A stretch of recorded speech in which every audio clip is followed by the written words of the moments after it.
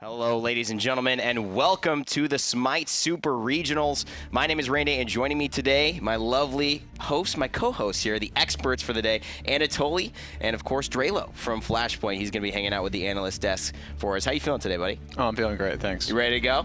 Oh, yeah, I'm ready. We're excited to have you, and we're excited to continue growing here. You saw the Smite World Championship promo there, and we want to make sure that you get your tickets quickly because of the fact that actually they're running out. We had no idea this was happening, but we found out today there's only less than, I think, a couple hundred tickets left. So you want to make sure that you get your hands on those as soon as possible. And if you're watching today, you can use the code REGIONALS to actually give yourself the ability to get 25% off of those tickets. And so get yourself in the door a little bit easier. It should be pretty exciting, especially if you're going to be there. You'll see Toly, and he might even, I don't know, do some fun stuff with you. What do you do, Toly? They show up. I do a little bit of everything, honestly. Oh, okay. I like to dabble and stuff. Is that, I like to go out there sometimes every now and then. Oh, you're really out there? Yeah, Drelo, hopefully your team will qualify out of the group play. We'll see you guys there as well. I don't know. I think we're going to go our own 5 throughout the group stage. That's definitely what we want to hear out of our coach from Flashpoint. He seems like... I'm just being honest. Keeping it 100. Exactly. He is keeping it real out here.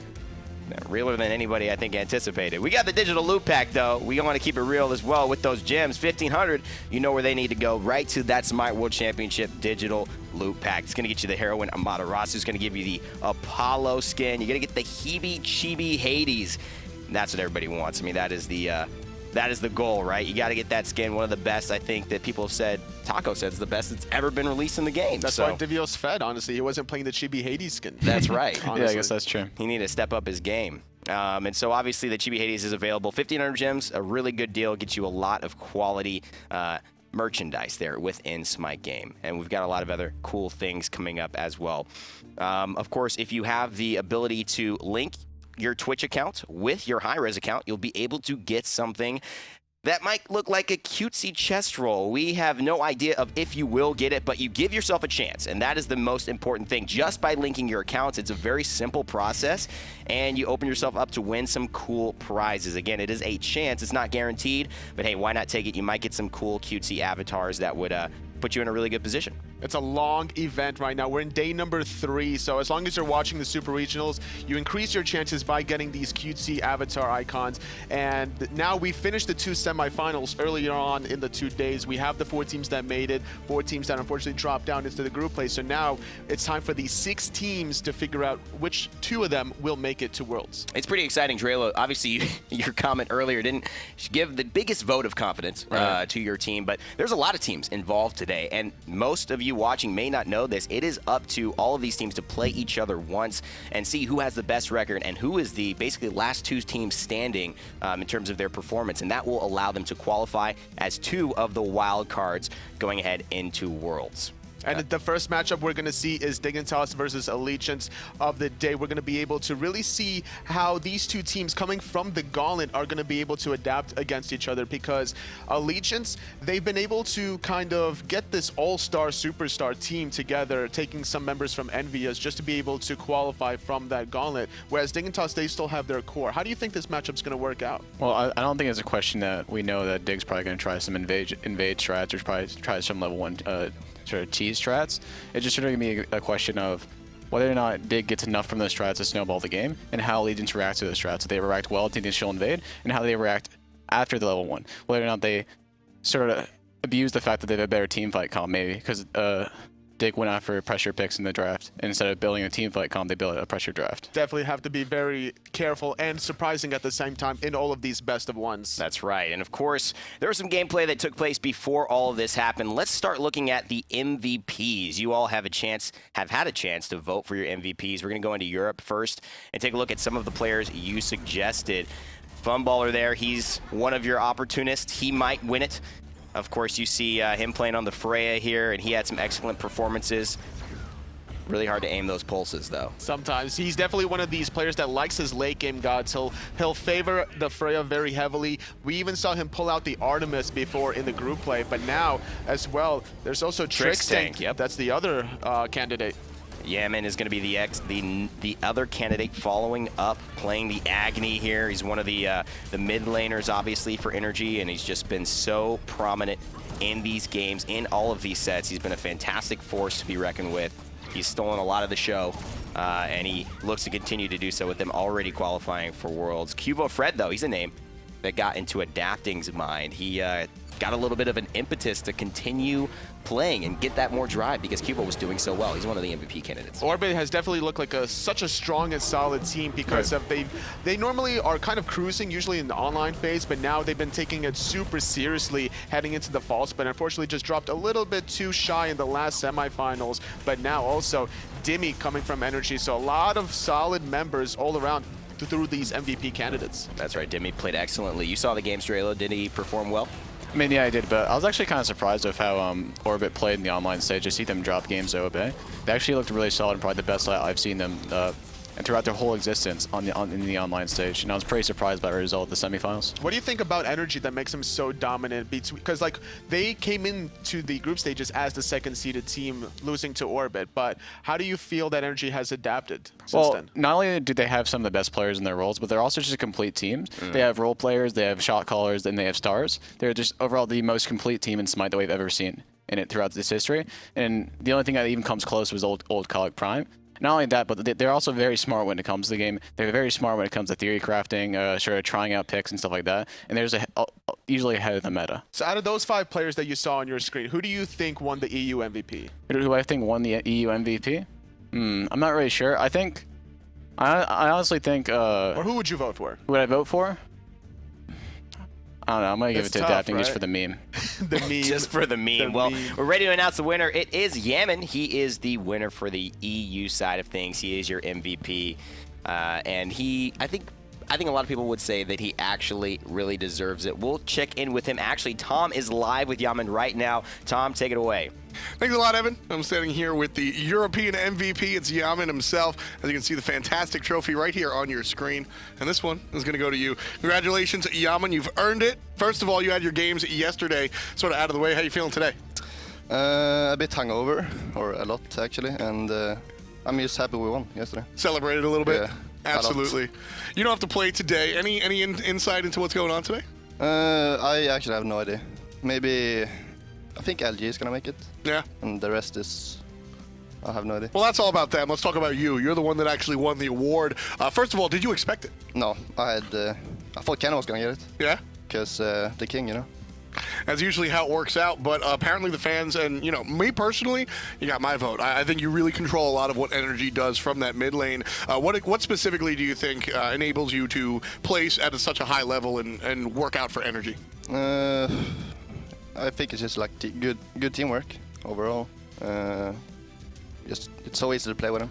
Basically. So we saw in your highlight reel a little bit of Agni and a little bit of the Neath. Honestly, I think you're one of the players that really pushed forward that Hunter mid idea. You've got the Neath, obviously the Chiron. I want to ask you, forget about the team, what's the most fun for you to play? Chiron, by far. Chiron? Why is that? I don't know. You can snipe people, you can cleanse people. It's just fun overall. Certainly works out. Now, I usually ask the questions, but you're the MVP. I'm going to let you take it. Anything you want to say, anything you want to give out to the fans at home or friends you know? Thanks for voting for me, I guess. Thanks to Energy and my family for supporting me. The always high energy Yaman here to my side. Congratulations for winning the European MVP. We'll talk back over to the analyst. It's Evan and friends. Well, quite energetic, I would say, as well. Yamani seems like he definitely did a lot of scrimming last night. It looks like we also have another side of the world to get to. North America, they've got their MVPs too. They've got a lot of high-quality players. And, of course, we want to take a look at some of the best from the West. Here it is, Barracuda. He is going in and on that Jingwei looking very strong. He's had a great performance. It doesn't surprise me that Barra was one of these candidates, being able to switch up his style from a passive to an aggressive player. Right, and we started seeing Barra throughout the last split. He kind of had some trouble throughout the spring, so he got a lot of personal problems. But throughout this last split, we started to see a Barra evolve from this silent carry that's more mid-game, late-game carry, plays for team fights. Now he's just it's really aggressive throughout all the game, always applying pressure on the enemy team, and just straight out a carry throughout the beginning of the game. That's right. Jigs is here as well, trying to do his best to carry his team with some clutch plays. In the support role, you saw him on Bacchus, you see him on Sobek here. Jigs, a phenomenal take for Soren. Hey, they're doing very well. I think that Jigs is probably one of the best North American supports out there. The way he's been able to really just apply a lot of pressure with every single gun in general. And another person that likes to apply pressure is the best coming out of Eager. And to be fair, that I feel that the best gets a lot of these easy snipes through the rest of his team. Right, and Best is certainly the best pure mechanical mid laner we have in North America. The guy is just very, very, very, very good at playing safe and just making sure he hits his abilities and follow-ups of his team setup. Talk about the best mechanically. Andister, he's definitely been one of those in the conversation in the past. He's up there as well, and he's obviously showcasing his nemesis play here. And now after yesterday winning against Luminosity, making his 3rd time SWC appearance, I'm really excited to see Andy yet again on that world stage. And here it is, one of his teammates now as well, Baskin, considered what could be one of the best solo lane players, one of the best players in the entire world. Right, now it is sort of a meme that throughout the pro community that Baskin's like the best player in the world, but it's not just a meme, it actually is true. Like, the guy is insane and is by far the best solo laner in North America. So you think Baskin is gonna win here? Oh yeah, of course. That's your vote? Yeah. You get a vote, of course. Of course. Do you know the results? No.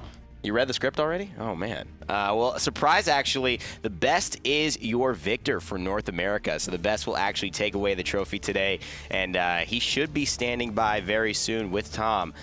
Let's go to Tom and see what the best has to say.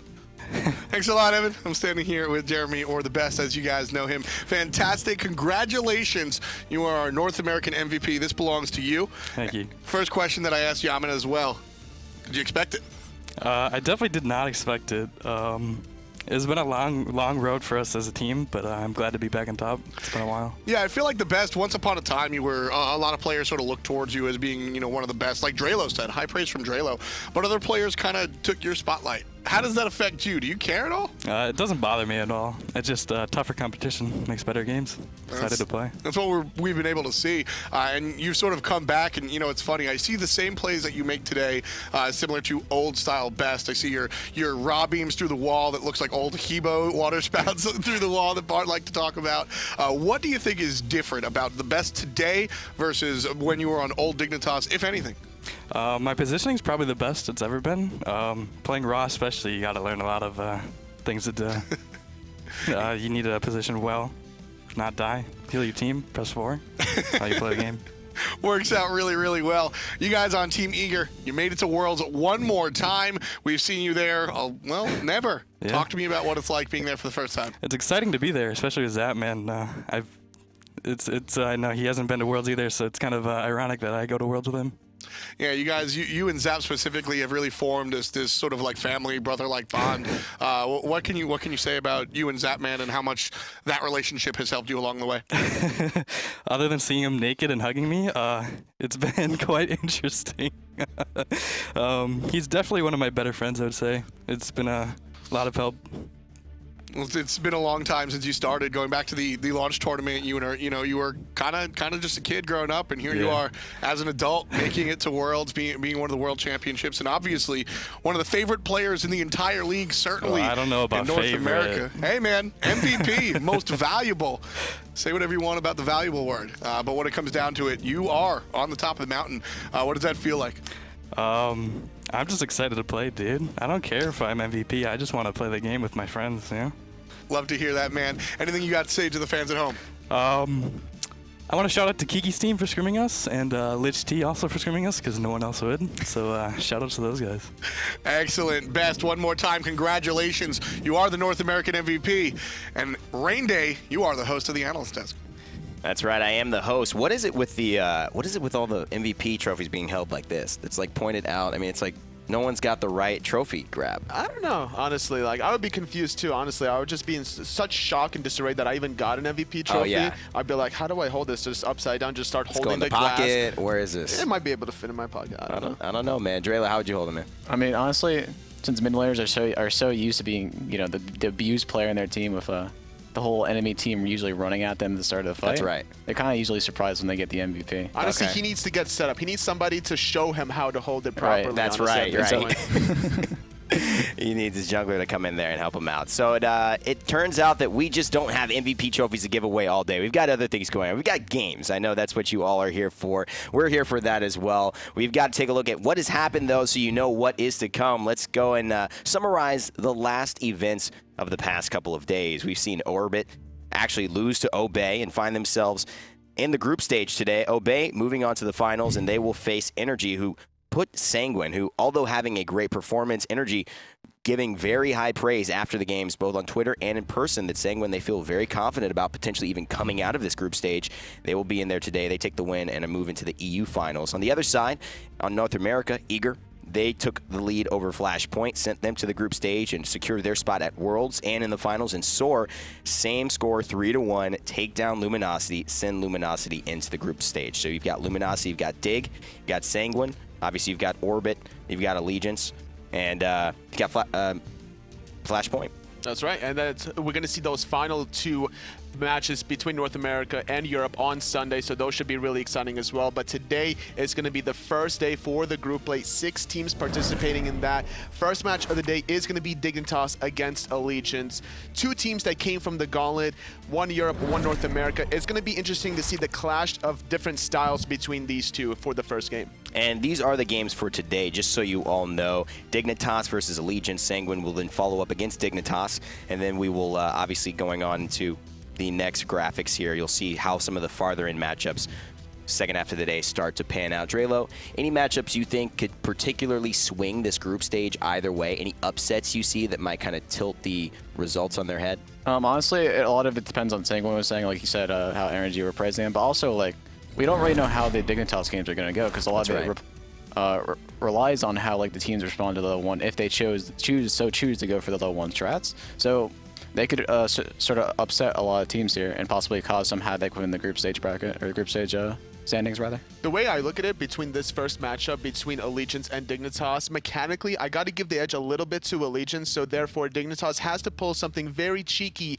under their bag of tricks and kind of look for maybe an invade, maybe some kind of double hog wrath invade, something out of the ordinary. Right, I think in a normal standard for 5v5, Allegiance has definitely like got the significant edge over Dignitas. But if Dignitas goes for like this sort of like level 1 strat, a lot of it's going to rely on, again, how Allegiance responds to it and how Allegiance plays after the level 1 strat. Did they get tilted? Do they think they can't fight? Did they fall in a pigeonhole and they just get bled out? Like how they respond. So you're talking about a lot about this level 1 strat. Yes. Expand on this for maybe people who haven't seen those games, who aren't really prepared at what Dig might try to do to throw Allegiance off. Well, they sort of do what we call in NA the dark spot invade. Okay. Where your support or your soling or whoever it is, they just run to their other speed or red, hog it, and then jump or dash over, like dash over the wall or whatever it is, depending on the god. If it's Bacchus, you jump over the wall. If it's Wukong, you bird out. But in order to get yourself in that position, you obviously have to start warding at the beginning of the game, right? Your team groups up as 5, look for the aggressive Look for the ward on the speed or the red, yeah, and then you just run the buff and hog it. It's pretty simple. Wow. At that point in time, it's just like whether or not the enemy has a hog or not, you might have to try to time it to counteract that, or you might get a free buff. Or even if you don't get the buff in general, but you get them off the buff, that's also a huge win for yourself because you'll be closer to lane. And also, they changed a while back that buffs don't immediately get their full health when they reset. They still are just slowly healing, so you can also just pull the buff and just straight up hog it. Now, is this a very kind of risky strategy for them to pull off? I mean, if it goes well, obviously that's a big boon for them moving into the game, psychologically and just advantageously in terms of the stats. But if they don't pull it off, what's the issues there? I think it's going to be expected, so I think it's very, very risky. If it doesn't work out, it can completely ruin your entire early game. Man. So unless they draft correctly to be able to keep up in the late game, if they go for that early game draft, that doesn't work out. They could put themselves in a really bad position. But talking about kind of theory crafting, right? These are kind of some ideas we don't necessarily see implemented throughout all of the teams across Europe or North America. ShadowNightmare, he's one of the players that comes to my mind as probably considered one of the better theory crafters in Europe. What's his role in this team for Dig? He's not even just a theory crafter. He's also in my opinion, if a top 2 mid up there with VM. And this guy is like an amazing mechanical player. We saw his solo play in their group stage where he single-handedly carried the game versus, I forget who they were playing. Regardless, he carried the game. And I think he's not only the sort of theory crafting mind of this team, but also just the star power, the hard carry of this team, the sort of MLC stealth of this team. He's had a little bit of taste to success almost last year in Super Regionals when he was with FrostiaK and Team Dignitas, when they actually were up 2-0 against formerly, now Orbit GG, formerly known as Paradigm, whereas they came back and reverse swept it. But now it's up to ShadowNightmare to try to survive this group play stages, and I think he's definitely in a good spot. The way he's been playing throughout the group stages, throughout the online phase, has been very consistent with great mechanical play. Well, you talk about consistency. That seems to be the theme for Dig moving forward. Can they be consistent in their play? I know they've kind of struggled with that in the past. You mentioned going 2 up, losing that set, falling around. ShadowNightmare, he can play as one of the best, but can he do it every game? Can he do it all of the games today? Tully, do you think he can keep up with the pace that he potentially has? I think that as long as Dignitas, FrostiaK, the jungler, can easily give him that space control that ShadowNightmare needs, then we'll see the hot, flashy plays coming out of ShadowNightmare, no matter what god he decides to play, whether it's the Scylla, the Ra, even the Kukulkan every now and then, which is what he originally made a name for himself on. Right, and I might not be correct on this, but my view on Dignitas is they're a very emotional team, and it also responds to, it also is going to be come down to like how they respond to, like, say, a losing early game fight or losing a game. And it's gonna come down to whether or not they don't tilt. Got it. Moving on, however, talking about emotion, talking about tilting. There's been a lot on ALG. One of the members of the team that you mentioned before, MLC Stealth. The cannon. He's the cannon. Right. Okay. Expand on his role now in this team, this moment for him. He's put out a lot of tweet longers. He's put out a lot of opportunities for people to understand how he feels. He's not shy about it. He wants to win. The way we've heard about it through Twitter and through ALG's playstyle, it just seems to me that Allegiance caters around MLC Stealth. They try to put him in the best possible position, playing gods that he's most comfortable with. Weekend definitely has a very diverse god pool, so he can expand upon it and try to get MLC Stealth in that position to hit that 2 or 3 man Kukulkan ultimate. Right. I'm going to start to use a metaphor to explain their team dynamic. Great, MLC's please. the cannon. Okay. The side lanes are the wheels. Okay. That move the cannon around. Mike's the cannonball, and Weekend's the guy who lights the cannon. Okay. Oh, that's a great metaphor. Now, you mentioned a great point that I wanted to talk on and expand about. His tweet longer, he actually mentioned to himself that it was the side lanes that were the issue moving forward before the roster changes. Right. If you're not keeping up with ALG, they obviously those wheels are inked on the team. They didn't feel that the wheels supported the cannon getting to where it needed to be. Right. Do you think they have the right wheels now? Are they all oiled up? I think their wheels are a bit more oiled up, and I think they're definitely an improvement. But I guess we'll see in these group stage games. Raw is a very standard ban. Like EU, they play a lot of Raw. They play a lot of sustain comps, and MLC doesn't really play the god that much. So this is a very standard ban in my opinion. Absolutely, and especially the Jingwei is another target ban against Suntouch, the hunter there. He's known for his Freya, he's known for his Jingwei. We'll see what Allegiance elects to go in right off the bat. They're hovering over Loki. You can tell Cyclone's the top pick in this draft. Yes, but it's going to be Terra instead locked in. I like this idea. It just provides you so much control in team fights. The sustain, you need the mobility, as well as the free casting. Yeah, I'm surprised that Dig chose to ban the Erlang and the Athena over the Terra. Athena, in my opinion, is a very standard ban against Mike, one of his favorite gods, but the Erlang seems a bit weird to me.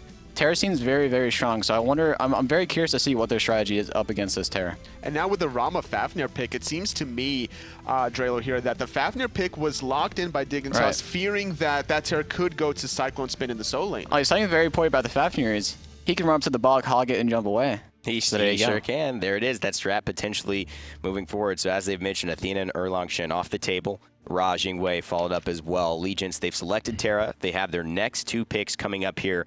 Anhur looks to be hovered over. Is this Oceans getting his god that he's had some crazy plays with This in is the Oceans. past? This is 100% Oceans. They saw the Rama pick out in the top 3, so instead of picking their mid 3-3 and banning out their mid 3-3, they're going to match that pick, and so that the Oceans doesn't get banned out by the third bans, get punished by the third bans. And the thing about this matchup between Anhur and Rama is the fact that Oceans wants to play aggressive here against Suntouch. He doesn't want to allow Suntouch to get to that mid to late game where Rama truly shines once that steroid gets maxed out. Right. They're trying to match Rama's sort of like mid and late game by just picking early game pressure and trying to snowball that lane with the Anhur. And Rat pick, very standard, very high pressure level early game jungler. And it's very surprising to me that they didn't pick their mid in the top 3. It looks like Dignitas is going either for like a lower tier like mid, or maybe possibly like Rama could be mid. Well, one of the interesting questions that I wanted to pose to you all is that FrostiaK, coming into this game, inconsistency has been there. But the consistent games that he has done well, you've seen him a lot on Thor, you've seen him a lot on Rat. They have Rat now. Do you think that that was part of their strategy? Let's make sure that FrostiaK gets going, because if he can, then that really helps our team have a lot more value. I mean, yeah, I think it could be it, because Rat's a very, it's a very easy god to play. It's very plug-in. It's very self-explanatory. And also, like, I want to talk about the Rat pick a bit more. I like the Rat pick here because it covers Fafnir weakness. Fafnir's sort of weakness is he has a trouble engaging fights because engage is very telegraphed. You know he's going to walk up and try to jump on you or hammer you. Right. And so Rat kind of covers that because Rat can engage fights a lot easier. It seems that Allegiance didn't really do their homework here. They banned the Raijin Isis instead of the Scylla or even the Kukulkan, honestly, in my opinion, that ShadowNightmare has just been so efficient on. I definitely think the Scylla was a better ban than Raijin. EU plays a lot of Isis with Fafnir, and perhaps they're not like practicing against that. They just don't want to deal with that, so it kind of makes sense for that ban. But I think the Raijin ban over the... I think you can possibly argue that Scylla ban might be a better ban than the Raijin ban. We saw Snoopy yesterday playing the Raijin in game number 3 against Luminosity when Anhur was playing Thor, and despite having great setup with the Thor, it just didn't really work out for Snoopy on the Raijin, so I'm surprised that's been their ban. But either way, Thor and Vamana being locked in for Allegiance. Yeah. What does this say to us here? We talked about CycloneSpin. Will he be on that Vamana? Of course he will. And I kind of don't like the Hunbats and Hemesis ban from Dignitas because when you're running a Terra, you need to run a jungle god that can sort of cover that initiation and initiates fights for you. And the two gods that are left that Allegiance could pick that could cover that weakness are Naja, Thor. And I'm very surprised to see the Hunbats ban over instead of the Thor ban there. And now with Osiris being last pick for Team Dignitas, Ducky really wants to punish CycloneSpin for playing this Vamana. You cannot allow CycloneSpin any sort of momentum in the early game, trying to proxy between Tier 1 and Tier 2, start out-rotating you. So I'm expecting a lot of early aggression out of Ducky. Oh yeah, 100%. And this is sort of like Ducky's playstyle. He loves picking early game lane gods. He loves picking for that pressure. I'm not surprised by this at all. Do you think that if someone on Team Dignitas is going to step up, that it's going to be Ducky? Is it going to be FrostiaK? Who's the one that has to basically make the plays for Dig to win this game? 100% ShadowNightmare. Shadow? Yeah. Okay. So if he just goes well, Dig should win this game. I mean, they picked the Scylla for him in a reason. They're basically setting up for him to carry in these sort of mid-game team fights. Well, if ShadowNightmare goes off, then Dig will have a good chance. We know MLC Stealth will do anything to win. Surely Weekend will do the same. We're with the casters here. Let us know about Game 1. Thanks so much, Rain Day, and me and Agro will be bringing you this set between Dignitas and Allegiance as well. Obviously, they will play 5 games over the course of 2 days, and they're all best of ones, and every single one is as important as the last. So much pressure here. I mean, you cannot afford to drop a game for silly or stupid reasons. You know, you have to be on your game so consistently over these next 2 days if you have been unfortunate enough to drop into these group stages. And like they were kind of talking about on the analyst desk, a lot of teams are kind of worried about Dignitas, not necessarily for their, the storyline skill is, or anything, but the potential for cheese. The storyline is that everyone thinks Dignitas is going to cheese these games, or at least try to, because obviously best of ones, you want to try and tilt your opposition. And when we actually look at the compositions from both teams here, Dignitas are very, very late game orientated for the most part, whereas Allegiance with the Anhur, with the Thor, they can get online a lot quicker. The early game is good, the mid game is pretty good too. So the difference is if you invade or try and do some cheese at the start and it goes wrong, you're accelerating their builds, right? Sure. And if it goes right, you are getting to the late game better off more than likely for Dig. High risk, high reward. But that's kind of Dig's playstyle all the time. And you can see already BigManTingz look how far back around this left-hand side. They were expecting this. Allegiance is going to look like they're going to start these left-hand mid-harpies, but Dignitas isn't going to give them up for free. Well, Fafnir's coming from the left-hand side as well for Dignitas as well. BigManTingz will get the first auto hit onto him as the left-hand harpy's been contested by both teams right now. And I'm not sure 100% who got it. If we actually go to experience, we could probably tell the difference between who actually picked up those camps there. And it definitely was the side of Dig, was it? They split. They split one on one. They must have split just because they were all about right around even. And so PolarBearMike's going to go middle lane here. No, he decides to go left instead. He was thinking about it, but not quite there yet. We'll have to see how well PolarBearMike can really work together with MLC Stealth and Weekend. I mean, they looked great during the gauntlet, but this is where it really, really matters. And MLC Stealth, I mean, he's on a signature god here. He's on his Janus. He loves playing this god overall. And to an extent, I guess you could say Weekend is on a signature god as well. Not for the right reasons for the most of the time from a lot of people's point of view, but they're both signatures for different reasons. Even during the time of AFK and Envy when Weekend was on the best team in the world potentially in that roster, he wasn't known for his Thor. FrostiaK trying to get these mid-harpies going to take a lot of damage. He got one of them, but Weekend's going to chase him off the other one. And with the left-hand harpies getting split as well, so we think at least, it looks like they're they're going to split the rights. Well, for the time being, it's all 0-0. Obviously, matchup dependent. You can see that the duo lane for Allegiance here is going to be very, very aggressive. As you can see, Terra and Anhur just put on a field day in the early game. That's exactly what you were talking about, where it's all early to mid-game sort of pressure, and pressure is all you're going to get out of a Terra Anhur lane. It's not quite as potent as, say, Terra Jingwei, but Terra Anhur is definitely something that can make something happen. And Ocean's, you know, he very comfortable on this Anhur. This really fits his play style pretty well, and I really like the selection for him. I mean, he soloed Zapman once, and Zapman went to Worlds. Well, there you go. That's all you need to know about it, right? At the same time, for Suntouch in this lane as well, I mean, this is the first experience Europe versus NA, this Super Regionals as well. Well, for the most part anyway, and then you're going to actually see Suntouch in a lane against somebody like Oceans, who is rated and touted as one of the better hunters in North America. North American Hunters as a whole is the group that everyone talks about as the deepest talent pool across both regions, and I absolutely agree with that. I mean, almost every North American hunter is really, really skilled, and Oceans definitely is one of those reasons why that pool is so deep. European hunters, no one really talks about it in the same way. If you're going to talk about a European group, it's probably the European mid laners is pretty deep, but overall, you're right. This is going to be a matchup for me that's going to be pretty interesting. And this is the one game that is 100% has an opportunity for both of them, because neither has seen the other one play yet. Obviously, these two teams came through the gauntlet to get to this stage at the moment, and that's actually giving the other teams their first look, their only look, before we see them potentially have to take on these teams. And it's tough to say who that is an advantage for. I mean, it could be an advantage for Dignitas because, like we were talking about, you don't really know what they're going to do in the early stages of the game. Though, with the first rotation of buffs yet to spawn, so far, Allegiance has been totally fine with whatever Dignitas is throwing at them. But you'll have to wait and see what Allegiance is going to do as well. I mean, yeah, this is a brand new team, basically, formed just before the gauntlet, just after the group stage lands, and we'll have to see how well. The big thing is how good is their their 3v3 core fight. Well, the only problem here is Oceans is now rotating. Ratatoskr in the sky, though, coming in. I'm a Monster will connect from ShadowNightmare, and FrostiaK will pick up First Blood, but Oceans' rotation will make sure that ShadowNightmare pays 1-1, but First Blood to Dignitas. Weaken 1 HP right now. Ducky actually going for the speed buff instead of rotating in. He's going to look for him, and he is going to pick him up. 2 kills go the way of Dignitas. Perfect setup there. And now Ducky's here Ducky's again. around the back. Ocean's Impale already down as well, but a very good knockup from CycloneSpin will slow the advance down onto Oceans as well. And that's one of the things that Osiris is not the greatest at, is dealing with knockups and knockbacks. They always cause issues as the fight is still going. They want to keep fighting. MLC Stealth has his ultimate, but hasn't used it quite yet, and looks like he's just going to be content to farm up. That was a perfect setup by FrostiaK into the double I'm a Monster from ShadowNightmare. It isn't about getting the reset in that sort of scenario. It was just tons of damage right away. Weaken, instead of using his Purification, tried to use his ultimate as CC immunity, and he did, but the problem was he's standing still during I'm a Monster. Both he and Stealth get hit, and it turns from there. Excellent initiation from FrostiaK and perfect follow-up from ShadowNightmare. And with that, they do get a very small gold lead. Dignitas is about 600 now at this stage of the game. Fire Elemental's about to spawn, but so are the buffs on the right-hand side and the left as well. Speed buffs are down, the blues are still available, and those elementals will go the way of Dignitas. And speed buff went the way of Dignitas that time, so they were able to steal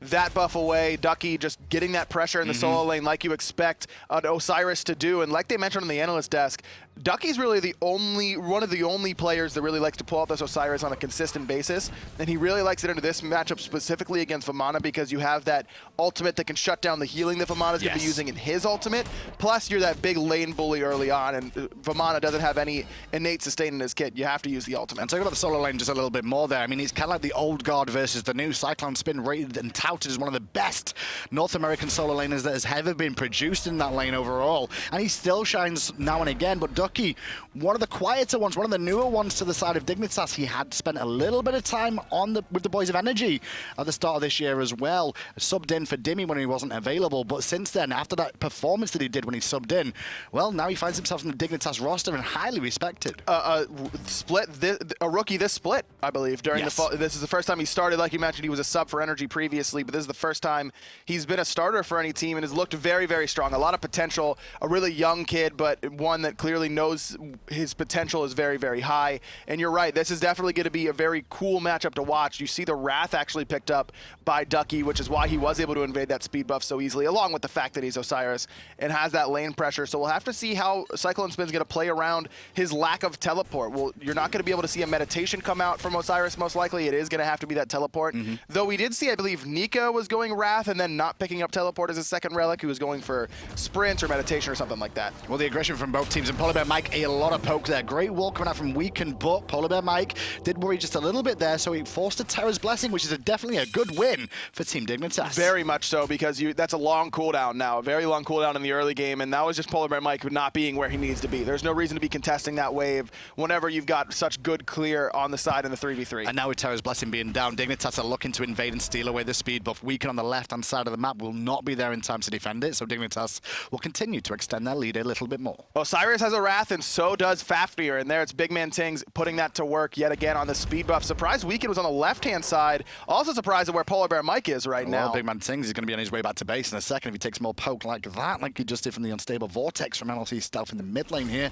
If you are an Allegiance fan, though, you do have a little boon for yourselves there. Anhur Ocean did get that kill for the side of Allegiance, and it's good to see him making these rotations early, especially when he's on a high-pressure early game god, early to mid-game, I should say, on this Anhur. That's going to be the matchup for me here. So for Dignitas as well, FrostiaK comes in, snipes from Suntouch just to do a little bit of damage, but you're right, that Impale was perfectly timed. And even the space and time was fine, just in case, because there was even more members of Dignitas rotating there, just in case Allegiance decided to respawn. Allegiance, though, they knew Oceans was safe. Oceans clearly had made the call then and just sat back and watched it all happen. But that Impale, that instant reaction to the right ult was very good. So if you look at the ward coverage on the map right now, you can see that it's Dignitas really prioritizing wards on the right side of the map, whereas usually it's the other way around. You want to be prioritizing on the left side, but Dignitas, with how much pressure they want to be putting on the right side, stealing away the speed buffs, making sure they're getting those fire elementals, are really prioritizing that. So because of that, there is a good amount of vision for Allegiance, despite Dignitas' slight lead, which leads to Ocean seeing the gank coming, which means that doesn't work out. Well, I think the other thing as well that I can tell here is, obviously, I said this on Twitter today, is that from my point of view, the winners of these groups, the teams get out of this group, are the ones that have scouted their opposition. And what do we know about Allegiance? Weaken and Cyclone go back from days and old. Weaken loves to camp solo lane. Weaken is #1, right? So if you know he's going to be potentially, that is his game plan, that is a win condition for Allegiance here, then why do you not counter it by making sure you got those wards down and Thor can't make an impact there? But that was a long time ago. That this is a different style of roster than true. that initial Envy roster was. And it's going to be interesting because this style of mid laner in MLC Stealth is different than what Kiki was for that team. Stealth also wants to get camped and have that jungle pressure with him so that he can kind of make the plays that he wants to make. On the other hand, Stealth also likes to not share a lot of waves, and we've seen a ton of that so far from him in this game. This is not what we're used to seeing from Allegiance whenever Incon was on the team. It was a lot of Stealth taking solo waves, and that's where he'd gain his own sort of lead. PolarBearMike's been here quite a bit so Interesting far. trade in the mid lane then is actually PolarBearMike with a little bit of poke, but the crush is currently down for ShadowNightmare, so it'll even out, and if anything, it'll go the way of Allegiance, just because of the sustain coming out of Terra. And we haven't even talked about that quite yet, but no sustain really on the side of Dignitas, except for the anti-sustain coming out of Ducky's ultimate, like I was talking about. That's going to be their main shutdown potential for both PolarBearMike and Vamana. Plus, I mean, if you ult Weaken whenever he's standing in the monolith, he's not going to be getting healing, so it works out that way as well, but it's going to be tough. Mike's a little bit caught out of position here, but he has Janus into pull, but that crush was just so much damage, and now the damage from BigManTingz, his ultimate will be enough to secure it, and the monster was wasted by Shadow, though, looking for pressure onto Stealth, and now he's forced out of the fight. Oceans, though, has been blocked from Suntouch on making that rotation towards the mid lane. He's going up into the air just to get away from Oceans, really, but he's just waiting for him on the ground. Couldn't find the Impale into the wall, but the double tap from Weaken catches him up for now. Wall's good to force the purification. Good win. And that's going to be it. PolarBearMike was definitely not in position there. That was absolutely not the right positioning for PolarBearMike, but his team did an excellent job of turning it around and getting something positive out of it. Well, look at this, though. Allegiance trying to get something even more positive out of it by trying to get this Gold Fury as well. Taking it in terms of tanking up. Ducky is making a rotation here, and I think that is one of the reasons they're all backing up now, because Ducky has arrived just with a manual walk all the way over from the solo lane. Big bad level 13 Osiris. Nothing you could do about that. He's going to stun PolarBearMike, and now this is opening up a potential for Dignitas to be the one to pull the Gold Fury. Especially now CycloneSpin is caught in that left harpy pit. He's going to be in a bit of trouble here,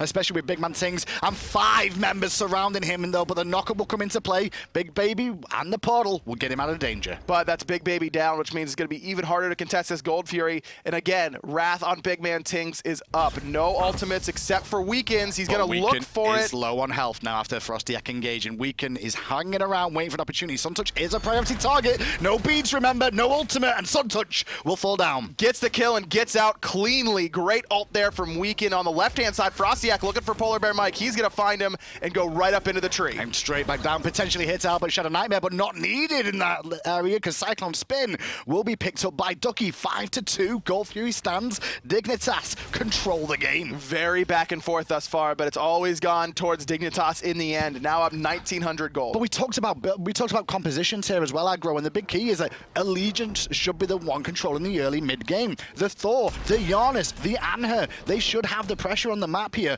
and it's Dignitas who have a much later game composition. In some ways, yes, but where has Dignitas' focus been? On the right side of the map. And look at their two gods they've got on the right side of the map. Ratatoskr and Osiris. Both early game gods. So that's why they've been able to push that advantage. Again, Weekend on the left-hand side picks up a kill, or picks up an assist rather, sets up a kill, but his speed buff goes down to Ducky with the Wrath. There's nothing that CycloneSpin can do about it. That's where the focus has been for Dignitas. They're letting these early game gods on the right-hand side of the map carry them through, and then they're just going to hand it off to the late game Scylla and late game Ram later on. I will say, we said it a couple of times, Mike has been caught out a couple of times early on in these engagements, just trying to get wards down. I don't think he's factoring in the fact that Terra in the early game, just like every other Guardian, isn't as big, as tough, as strong as you'd expect.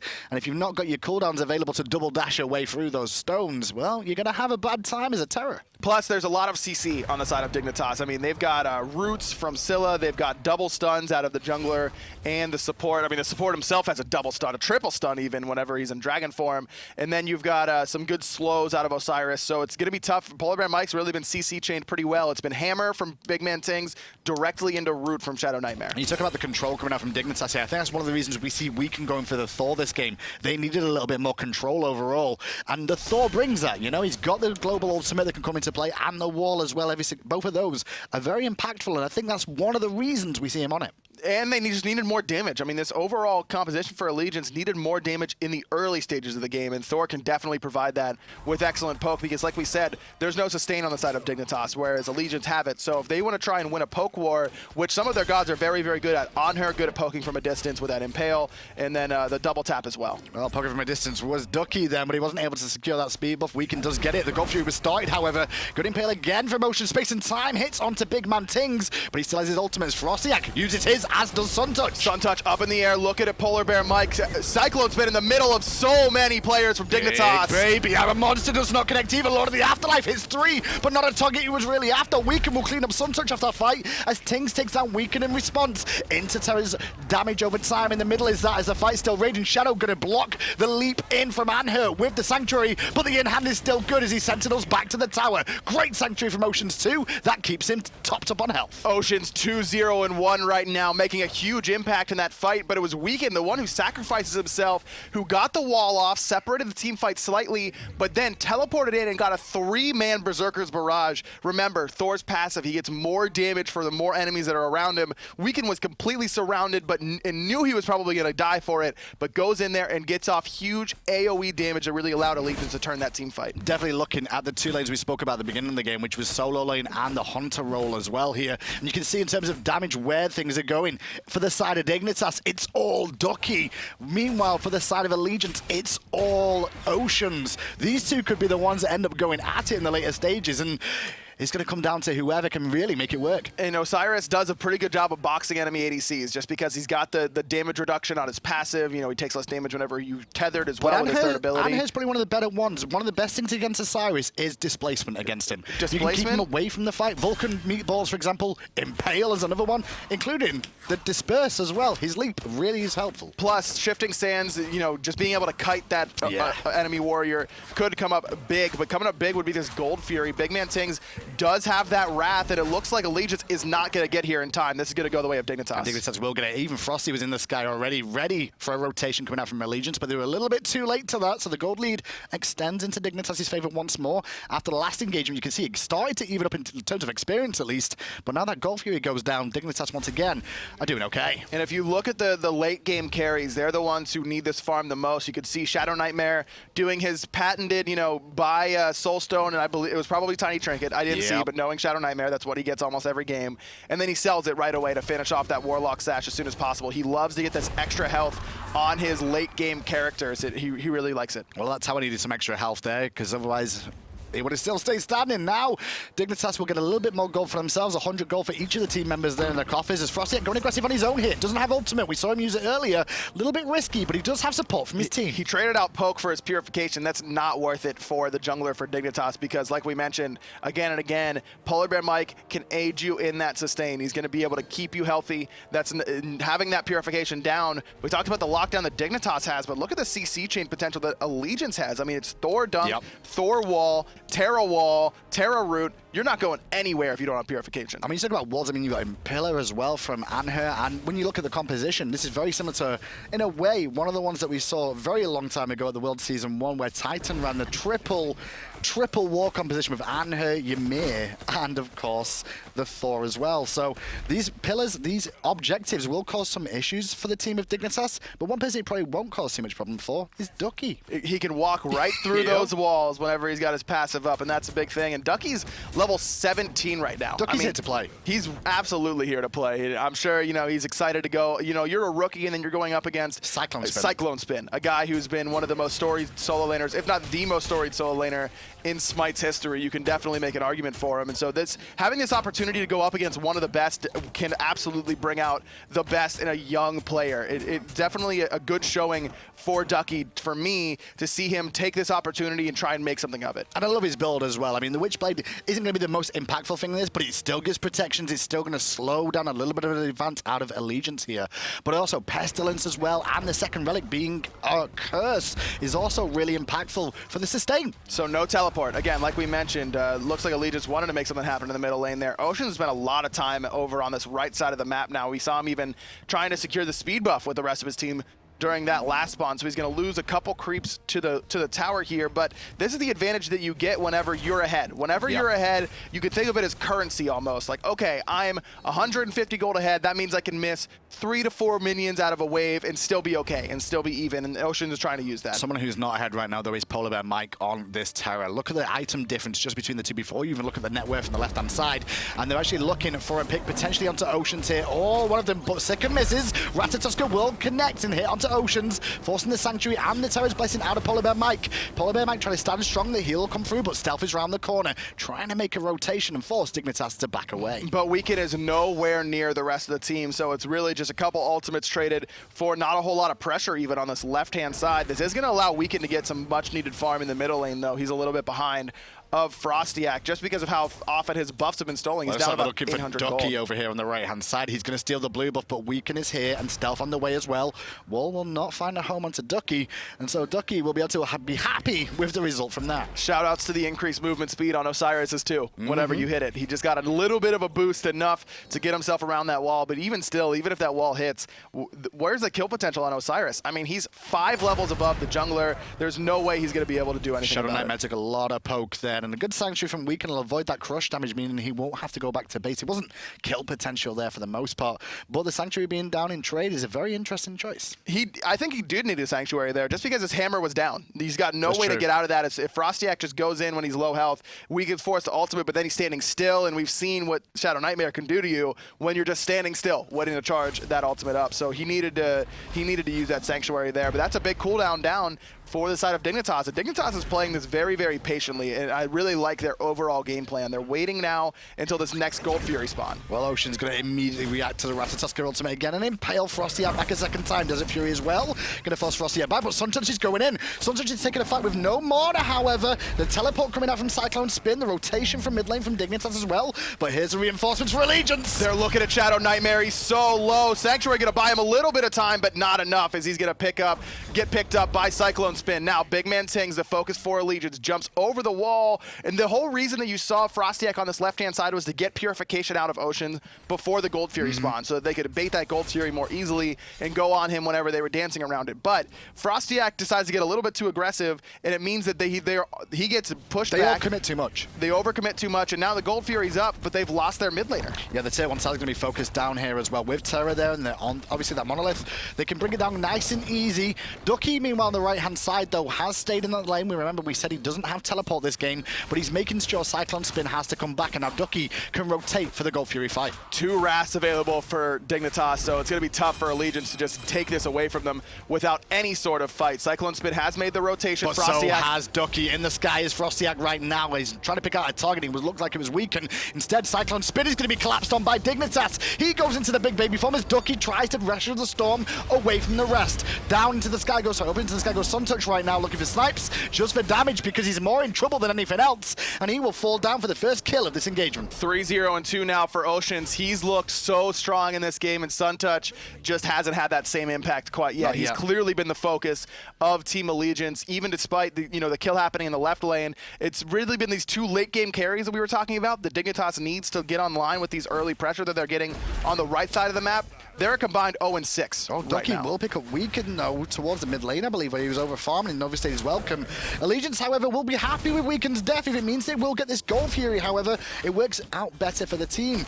Dignitas trying to answer back to the tier 1 tower they lost in mid lane, will trade that one out, so the gold is still in Dignitas' favor. There you saw the Wrath picked up by PolarBearMike. Just try and contest with the Wraths, that the multiple Wraths on the side of Dignitas. You're right, I feel like he's forced into that relic almost, but that does mean that there's no sprint on the side of Allegiance, and there's no answer to that curse coming out of Ducky. And that's the thing, the curse, and not just that, but Osiris running you down, it's constant slows, and we're going to see more Wind Blades come out. We do see one on Cyclone already. Do we expect to see more come out just to answer this now, because they don't have a sprint? I would be surprised if we didn't see Weaken pick up a Winged Blade or PolarBearMike. Both of them could really benefit from that. You won't see Oceans pick it up. You can't really you can't afford to throw away an item slot like that as a hunter. You need all 6 slots to do the damage necessary in the late game. Hold up a second, Digger starting the Fire Giant here. 7-6 in scoreline, but 2 members of Allegiance know what's going on. They're trying to force it a little bit too hard here right now, and with Stealth rotating around, that space and time did not find a home at all. They're just going to have to dip out, but it does stop. Dignitas doing the Fire Giant. Ducky's Lord of the Afterlife is down. 2-man knockup from FrostiaK. Now it's looking at snipes onto CycloneSpin, but not quite enough damage yet. Oceans with the perfect impale into the wall. They're looking at Ducky, but he's just so tanky. A very interesting engagement from Dignitas there on that Fire Giant, and Allegiance just recognized it. It was a scrappy fight between both teams overall. A lot of ultimates used, but nobody really in a position to be out of the fight just yet. The big one is that ShadowNightmare still has his ultimate, where there are no big damage ultimates for Allegiance, but there's big damage onto Frosty, forcing the purification. He will dash away to safety, as so does Tingz on the right-hand side with that leap, but the blue buffs will be exchanged now. We saw Dignitas get the other one a little bit earlier on, but Allegiance with 5 members on this right-hand side, they're looking to try and siege this tier 2 potentially and continue this fight. Another purification forced by Weaken there with that wall alone. BigManTingz goes up into the dragon form, just try and defend, but it doesn't look like Allegiance wants any part of this anymore. Well, Ducky wants some part of somebody, and he's going to find Stealth. He's going to be forced to use the space and time there. The root did not connect from ShadowNightmare. That second would have been huge if he could have found it onto MLC Stealth, but instead it's going to be Allegiance falling back, not losing a single life. Stealth actually picking up Blink. We're going to see Blink Janus coming out of him. No purification whatsoever. So he's not worried about the CC chain potential off of BigManTingz, so he has to be very careful with his positioning. And this Blink is not for aggression in my eyes. I think this is for defense, if anything. I don't understand why you would go Blink on a Janus unless you're going to try and do the Blink shotgun, but how often are you really going to do that? Well, it can happen. It can absolutely happen. It's more about the fact that, say you're around the Gold Fury, you don't have your ultimate right. You want to be able to blink in, use your 2, and then portal out. Okay. That's the idea. It's the same sort of thing as, like, does Serket really need Blink? She's got 2 escapes, but then if you need to use one to engage, then you only have 1, and the other one's your main damage. So it gives you your option to use that engage tool as a disengage tool. It's the same idea for Janus. Instead of using your portal to get into the fight, you use your blink to get in and then portal out. But at the same time, you don't have purification with this build as well, because he did start Sanctuary, which means that if he does get picked by someone, he's going to have to ultimate every time. And if that ultimate's on cooldown, it is a window where Dignitas can gank him. If I'm ShadowNightmare and I'm pressing tab and I'm looking and seeing he doesn't have any sort of purification, I'm telling my jungler FrostiaK, hit stealth every time. If he doesn't see it coming, if you can come around the backside and dunk him down, you can absolutely one-shot him with Scylla with I'm a Monster. And Ratatoskr as well. I mean, in the sky, you've got great mobility to be able to reposition and chase down a potential target like Janus. I wouldn't say he's like as good as a Thor to an extent, but it's not bad. It's really solid, absolutely. The thing is that the tree is so bright whenever you're on Ratatoskr Ultimate that if you're coming from the front side, Stealth is going to use a Sanctuary to just immune the knockup. So then you still get his Relic, yes, but that Wombo combo potential isn't quite there. If he doesn't see it coming, you're able to really catch him by surprise. If he doesn't get that Sanctuary off, Janus' health pool is very, very low for a mage, and you could absolutely make a play on him with I'm a Monster. I will say, though, that Allegiance, we've spoken a lot about the early game presence from them. Well, so far this game, Cyclone has picked up 2 kills. We've not spoken about him too much, but he's doing a very good job on this Vamana so far. And him and Stealth transition towards the late game is where you expect these two to shine as well. And I think that's what the idea of Allegiance was here. All the focus should be on weaken PolarBearMike and Ocean's early game. Later on in the game, rely on your carries, your hard-earned, well-known carries. Yeah, MLC Stealth can absolutely, he got the nickname the Cannon for a reason. Ask Matt Yankee sitting over there about MLC Stealth's Janus in the late game. He's got that potential to find the one-shot capability, and he's been able to set up a couple kills, not necessarily with damage all the time, but just with separating the fight with that through space and time. Like what BigManTingz was doing there, just hovering, trying to force them to run away and hold the hammer. In the end, he has to use it there. Crush comes out, as does the wall from Weaken. Double tap did some pretty decent damage there to the backside of some of the boys. Space and time fired, though, and it will hit ShadowNightmare for half his health. Ratatoskr in the sky, trying to look to defend and make sure they can't collapse too far. And it looks like Allegiance will hold off for now as they're looking at Ducky. Ducky gets some help from FrostiaK, though. He's still kind of healthy. Lots of HP on that. Ocean's completely separated from the fight on the right-hand side. CycloneSpin doing his best to keep everyone busy in the middle lane. And despite the excellent ultimate from MLC Stealth... And we go again with Tingz leaping in onto Weaken. The crush is not going to connect thanks to Sanctuary. Ducky comes back to the fight low on Mana. Remember that. And there's a Meditate, and CycloneSpin goes into big baby drive. Oceans jumps in, gets the crit right away, picks up the kill. MLC Stealth going to find Ducky as well. 2 kills for Team Allegiance. The rest of Dignitas on the retreat. Fire Giant on the mind of Allegiance. Quite clear they're going straight forward as well. All members still alive. Obviously with Terra as well. That sustain, it will come into play. Teleport coming back out from CycloneSpin. Will get him back to this engagement a little bit quicker. And here comes Tingz. He has a Wrath. Don't forget there is 2 Wraths on the side as well of Dignitas. And they have to respect Big Man. Big Man's looking for it, but it looks like Allegiance is going to look at him. It's going to be a Wrath off. Who's going to be able to get it? PolarBearMike is going to get it thanks to the damage from MLC Stealth, picking up the support player. His first death of the game. BigManTingz has had an awesome game, but overall, Dignitas just not able to fight back up against Allegiance. And for me, it's been Oceans. Oceans has just been able to do whatever he wants in these team fights. I agree. He was all alone on the right-hand side, top right Harpies, while the rest of the fight was down below Harpies in mid lane. No one even looks at him. But Oceans has got a target onto Suntouch's back right now, because every single time I see those engagements, he's after Suntouch every time. He forced the ultimate out of Sun and immediately disengaged, knowing he got what he came for. He got the ultimate out of Rama. There was no extra secure at the end. The big thing on that engagement, though, was the re-engage from Dignitas, just as Meditate got used by CycloneSpin. It was totally a bait. It was Allegiance backpedaling the entire way. They were just waiting for Dignitas to come back in. They were trying to get that jump in from BigManTingz. And then Dignitas has to make a choice once Tingz jumps in there. It's either let our support die or fight with him. They decide to fight with him, and 2 people die, and BigManTingz isn't even one of them. Well, it shows you so far that comms don't matter too much overall, I guess, with how this game's gone, because it's gone the reverse of what you could have expected at looking at on paper. Left-hand tier 1 tower will go down. Stealth picks that one up.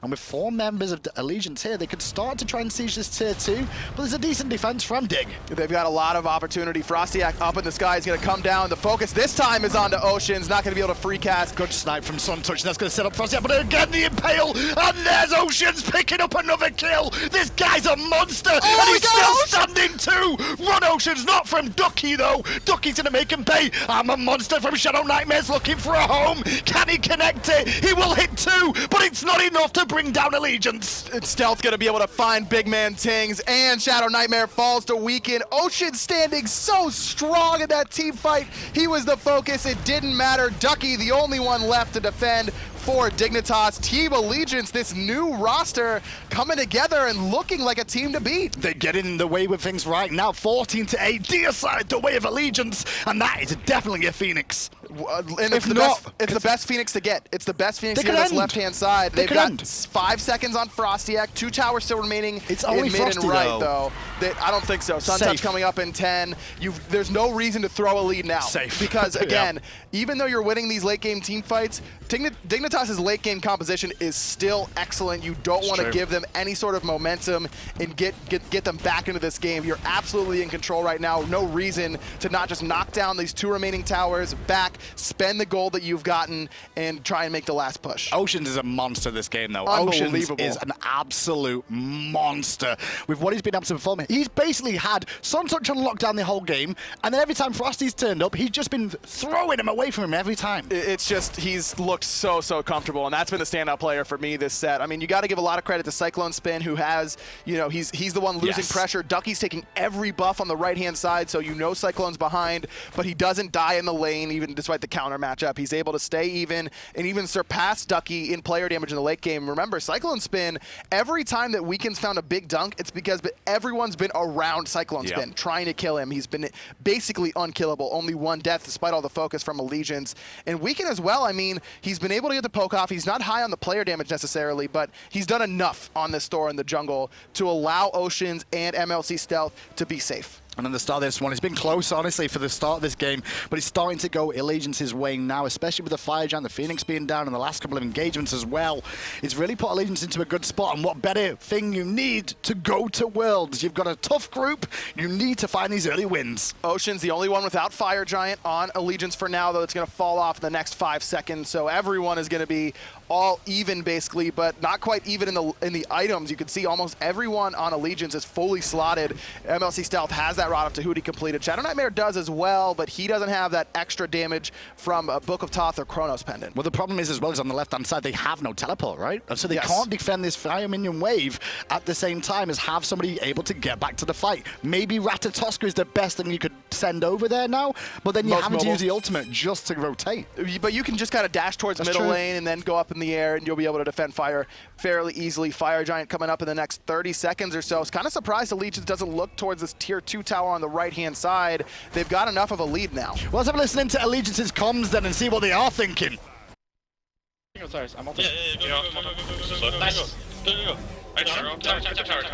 Tower. I saw. We got from me. I've shot you. Medic. Run. I'm fine, only so. Rest right down. They're all down. Rest up. And no fucking Tower. Can we keep pushing? It's 2 down. Yeah, and the Run. Keep going. Oh, healing. Fine. Good job. Should we go mid Phoenix? Yeah.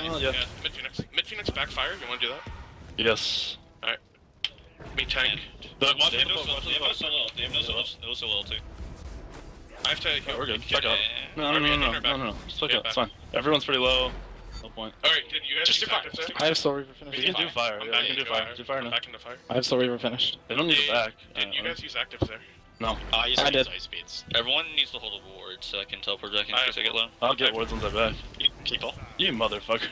Hey, I did the most damage. Yeah, that's true, but I don't want to take it. Stuff literally 500. So can you put a 3 down? Yeah. Did I miss you? I'm not there with Hog. Hopefully though. So that was a little listen to Allegiance's comms there, and quite clearly they're gonna in a great position, but they're not messing around here. They're not gonna risk it, even though they could have probably ended there. They had 5 minions in the left lane still coming in as well.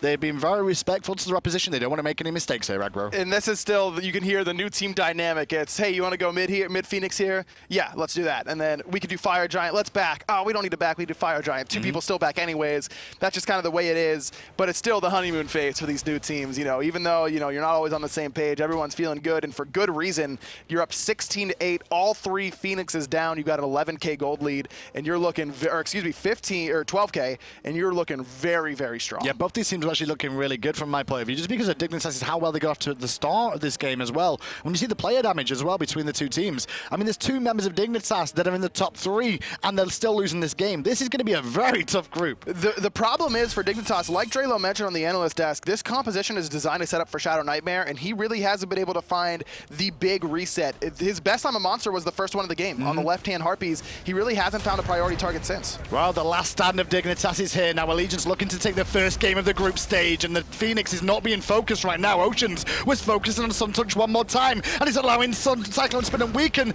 to pick him up. FrostiaK to the back looking at Stealth, and Stealth's going to fall down in trade, however, but the Titan, meanwhile, is now going to start to be looked at by Allegiance for the first game. 3 waves of fire minions right now. Ducky getting low. Oceans diving past the Titan. He doesn't care about that, and for no reason whatsoever. 7-1-9. Oceans coming out strong. Allegiance picks up the first victory in the group stage. It's one victory, though, overall. It's going to put them on a good keel going forward against the rest of their opposition in this group. Well, the same can be said for Dignitas. It is only one loss. One loss will not guarantee you out of this whatsoever. No, not whatsoever. That's right. You've still got 4 more games to play against 4 more oppositions, and you've got a chance to turn it around. You know, you never know what teams like Orbit, after losing day 1, you know, how is LG going to bounce back from their loss against Soar? It's not a guarantee, but you can only win every game that's put in front of you, and Allegiance coming out looking really, really good. It was a solid performance overall, though. I mean, when you look at how that game actually went on, PolarBearMike got behind early. That was a major focus from Dignitas there. That's where they found a lot of picks and set them up well in the early game.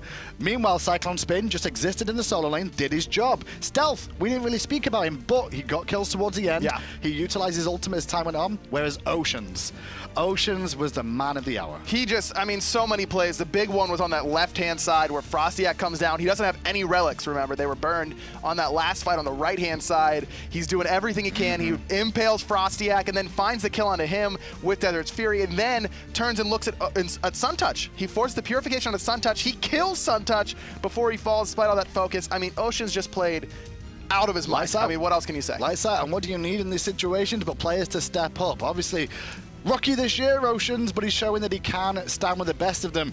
Suntouch had a rough game there. He wasn't really able to do much. I mean, it is Rama versus Anhur, though, and Anhur does have an advantage in that lane to begin with things. Very, very true. And with the way Oceans was playing, I mean, it didn't really matter what Suntouch was playing, it seemed like. But you're right. I mean, Suntouch he was using the ultimates. He was being forced to use the ultimates. He was definitely the focus of Allegiance in those fights. Like you mentioned, PolarBearMike was the focus early game on the side of Allegiance, but Suntouch was the focus the entire game. They were really looking to bully him out. Beautiful performance from Allegiance. Let's find out what the analysts have to say.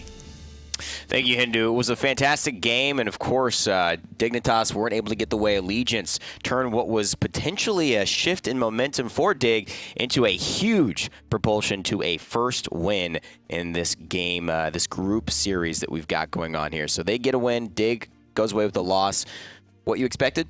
Not at all, actually. To start things off, Dignitas definitely showed up to play, I would say. They actually established themselves about a 4,000 gold lead, and around the Gold Fury, when they started collapsing around CycloneSpin, when he went into Big Baby, that's where things kind of turned around on his head, I feel like. Right, they burned a lot of abilities on the Cyclone, and they missed a lot of those key abilities, and Cyclone just got out scot-free, healed up with the Vamana, and able to re-engage and sort of turn the fight. But also, like you started like touching on the early game, it really started, they got to a great start with the fight on the left Harpies, like I was talking about, where they got 2-man on a monster, onto Weaken, onto PolarBearMike, and then following after that, they got a pick on Mike, which allowed them to get pressure around gold. And they just came back there and would have got gold if they didn't, unfortunately, reset it, and then they were able to pick up gold after.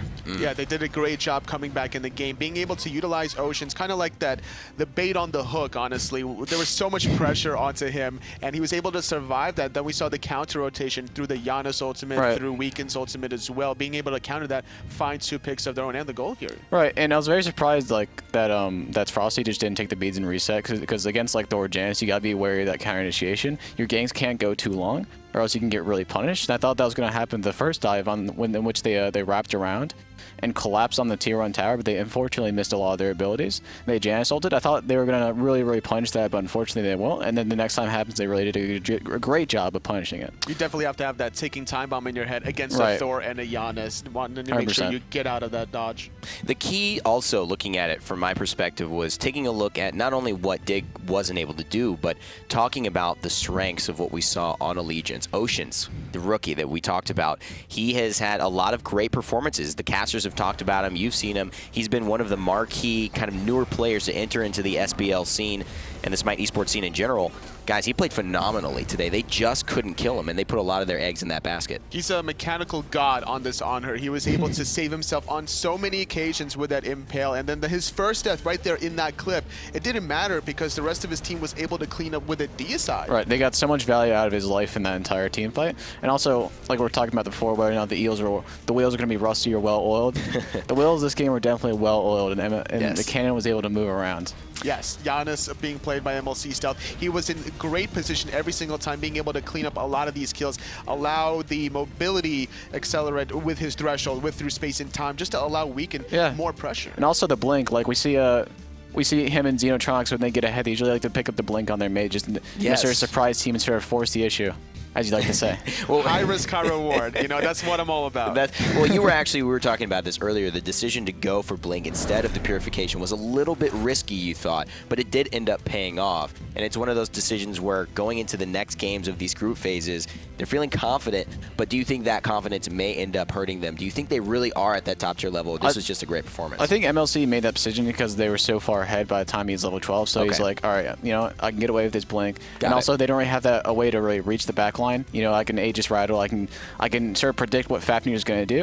And if I really need to purify something, I have my ultimate for defense. So I felt like he was very safe. And also, they're pretty ahead by the time he's level 12, I believe. Yeah, with the ultimate giving you that defensive CC immunity. On top of that, he was relying very heavily on both CycloneSpin and PolarBearMike, absorbing a lot of the enemy cooldown. So he didn't really have to worry about being the focus fire, despite a lot of good Ratatoskr ultimates in the early games. Their attention wasn't shifted onto MLC Stealth, I feel like, just to punish him for the lack of purification. Right.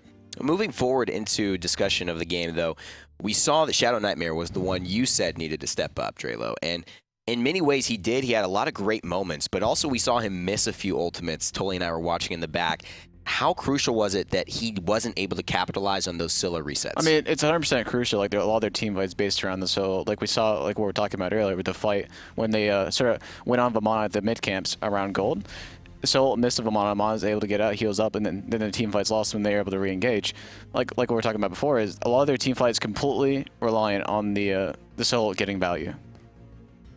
So let's take a look at the standings and how things are as they stand, I suppose. We do see that Allegiance with one win here after one match will put themselves with 1 point in this stage, and it does look like all the other teams haven't had a chance to play. Next up will be Dignitas versus Sanguine, however, and that will be a very interesting performance. We've seen Energy be very, very excited about Sanguine's prospects here, but we also got another community that you might be able to talk about. Tully, why don't you tell us about that? That's right. You know, Allegiance building themselves this all-star community team. You guys can make your own all-star community team if you head over to faceit.com, be able to play with some other players that are looking to win some exclusive chest rolls, some nice skins, and some gems. So make sure to head over to that website, faceit.com/en/smite, for an opportunity to play with some community members. That's going to be great. Drelo, do you use Faceit? Sometimes it's very fun to sort of, like, you know, just keep with your friends, just to chill out and relax. Awesome. And also, you know, if you're feeling competitive, if you're feeling like you want to try hard, it's good for both ways. Great. Well, I know there's a lot of competition. I keep mentioning Energy and talking about Sanguine. Do you think they have a chance to be the kind of 8th seed that actually makes a rise and gets themselves a spot at Worlds?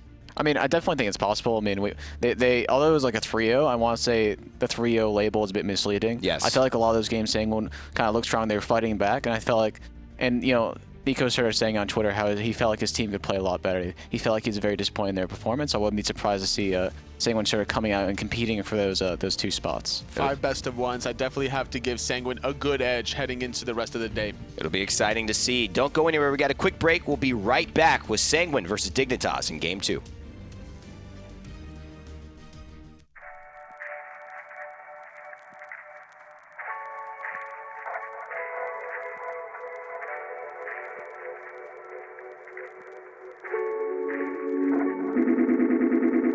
I don't understand what they want from me. They take my hands, washing them in dirty water. Try to find what's right in a distant place. So far away, the silence fills my heart with empty space.